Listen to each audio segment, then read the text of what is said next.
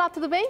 Começa agora mais um programa Vida e Saúde. Tá pronto para as mudanças? Tá pronto para mudar? E primeiro de tudo, a sua cabeça. É aí que a mudança começa e aí depois essas mudanças das suas ideias começam a se tornar ações diferentes. E a proposta do Vida e Saúde é mais qualidade de vida, é viver aquilo que o Criador planejou para você. Muito mais felicidade, muito mais alegria, tudo de melhor. Então fique esperto porque o programa está só começando.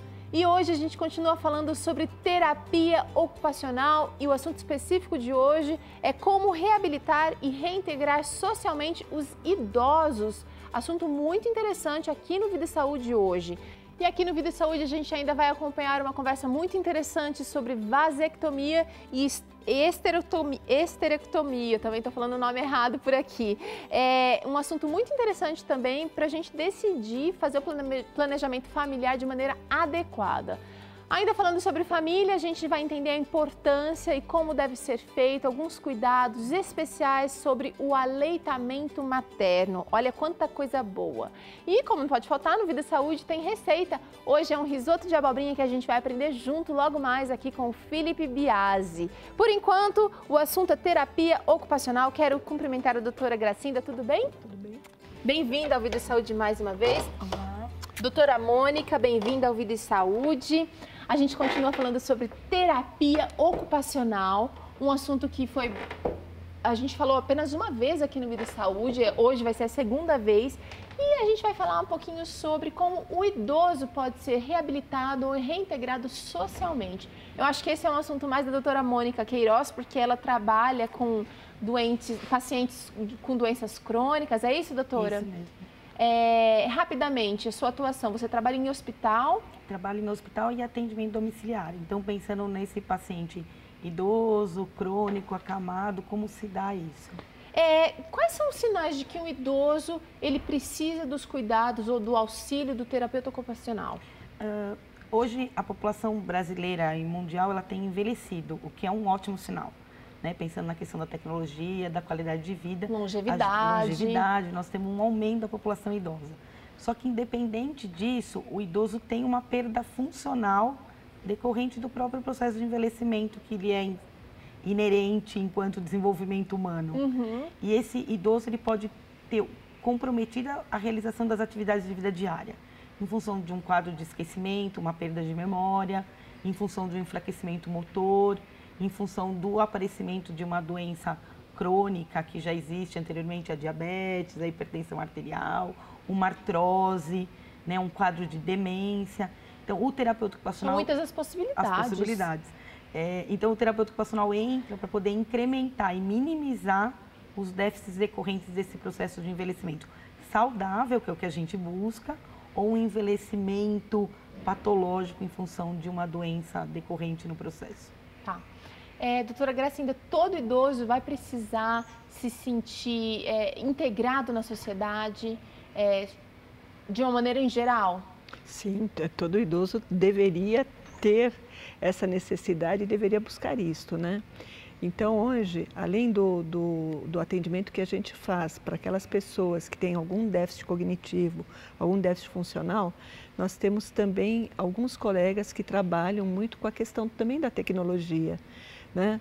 Fazendo oficinas, que nós podemos chamar de oficinas terapêuticas, para utilização de tablet, de computador, para utilização dos telefones, né? Na organização da sua casa, de maneira que ela se torne uma casa mais segura, né? Incentivando esta participação fora também, levantando muitas vezes junto com eles recursos na comunidade. Então, nós temos nas instituições que atendem pessoas idosas, quer sejam para algumas atividades que eles vão e vêm todo dia, ou algumas horas por dia, como aqueles que ficam realmente internados nessas casas, este objetivo também, na melhora da qualidade de vida. E aí, quando eu falo do uso dos tablets ou do computador, não é o curso de informática, mas assim, os acessos que eles precisam de internet, de grupos, os cuidados que eles devem ter também. Então, também quer dizer, aqui nós temos... uma geração que também precisa se integrar a essa geração. Isto, tanto do ponto de vista tecnológico quanto do ponto de vista social.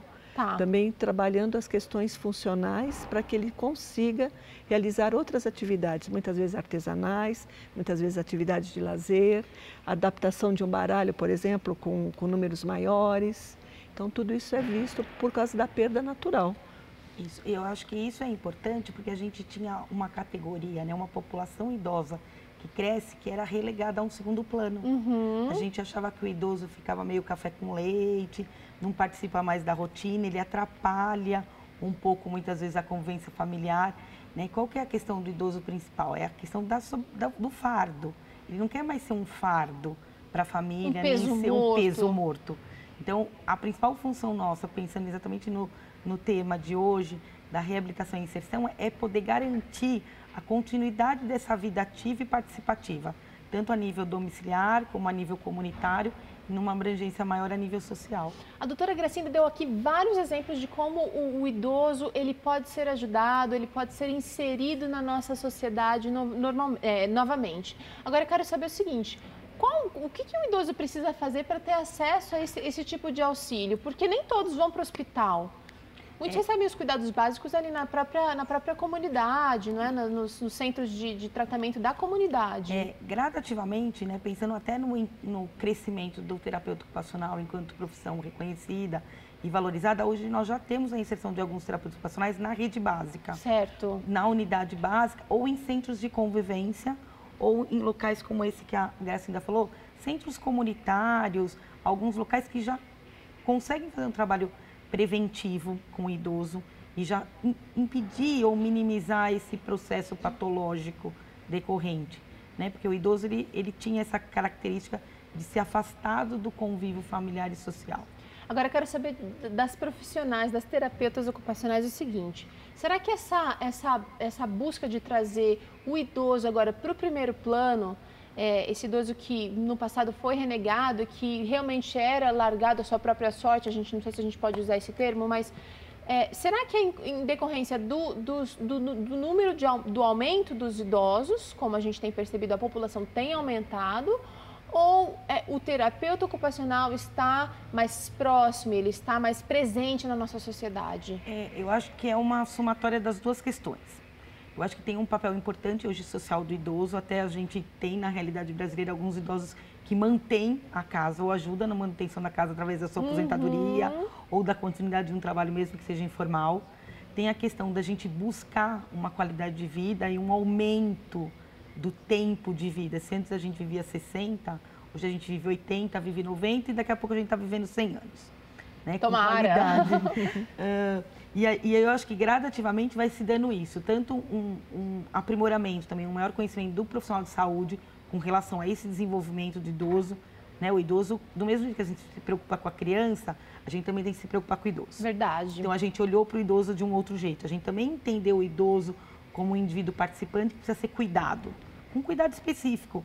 Não é usar o cuidado da criança, do adolescente e do adulto. É um cuidado específico a ele. E, ao mesmo tempo, tem isso. Se o idoso está aí, está na nossa sociedade, a gente precisa dar conta dele também. Eu acho que é uma somatória. Que bom. Olha, eu só gostaria de saber o papel da família. A gente sabe que o idoso muitas vezes está cercado de indivíduos que são diversos os perfis, né? Tem os oportunistas, tem aqueles que realmente cuidam com carinho, tem aqueles que estão preocupados. Qual é o papel da família quando o terapeuta ocupacional está realizando já iniciou aí um tratamento também? Eu acho que o papel da família é fundamental, porque a família é que vai dar a sensação de utilidade e participação para o idoso. Né? Ela que vai permitir. Para nós, no espaço terapêutico, é muito fácil dar essa sensação de inserção e acolhida. Mas é um tempo limitado. É um tempo limitado e num ambiente que a gente prepara para isso. Certo. Na família, é a hora que ele efetivamente vai se sentir participativo da rotina de cuidado, da rotina de alimentação, da rotina social. E é um trabalho que é realizado com a família também? Sim. A gente acredita que é impossível ter um trabalho junto ao indivíduo sem ter essa família junto. Né? Uma família participativa, consciente, orientada, porque também não basta ter só a boa vontade. Verdade. Né? No início, enquanto o indivíduo está no envelhecimento normal, natural, a família fica mais como uma atividade de supervisão, de apoio, de fator integrador. No momento que esse idoso adoece, A gente precisa da família como coparticipação, né? Uma coparticipação efetiva no tratamento e na recuperação, na reabilitação desse idoso. Então, a família é fundamental e ela tem que ser acolhida pelo terapeuta ocupacional, como também pelos outros profissionais da equipe. Também faz parte da terapia toda, né? Sim. Queria saber rapidamente da doutora Gracinda o seguinte, os benefícios da prática, o que vocês têm visto? Eu sei que é a doutora Mônica que lida muito com isso também, ela pode de repente começar, a doutora Mônica complementa. Os benefícios para o idoso.